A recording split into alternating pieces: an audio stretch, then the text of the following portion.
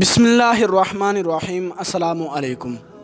سیدنا ابو ہریرہ رضی اللہ تعالیٰ عنہ سے مروی ہے کہ رسول اللہ صلی اللہ تعالیٰ علیہ وآلہ وسلم نے فرمایا، جس نے ہر نماز کے بعد 33 مرتبہ سبحان اللہ، 33 مرتبہ الحمدللہ اور 33 مرتبہ اللہ اکبر کہا، یہ 99 کلمات ہو گئے۔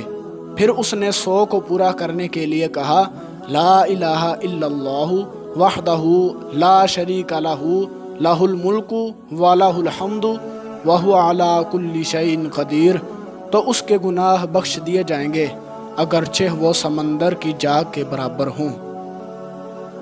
ایک یہودی نے ان سے کہا کہ اے امیر المومنین، تمہاری کتاب قرآن مجید میں ایک آیت ہے جسے تم پڑھتے ہو، اگر وہ ہم یہودیوں پر نازل ہوتی تو ہم اس کے نزول کے دن کو یوم عید بنا لیتے۔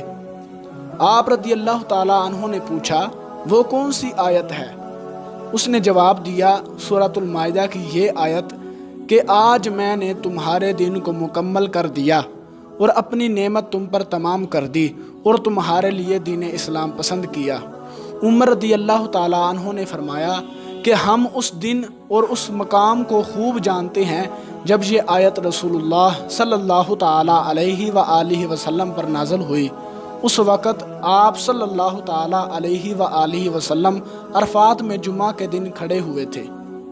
تو دوستو، اللہ تبارک و تعالیٰ سے دعا ہے کہ اللہ رب العزت ہمیں ان احادیث پر عمل کرنے کی توفیق عطا فرمائے اور نیک اور اچھے عمل کرنے کی توفیق عطا فرمائے۔ ملتے ہیں کسی اگلی ویڈیو میں، تب تک کے لیے اللہ حافظ۔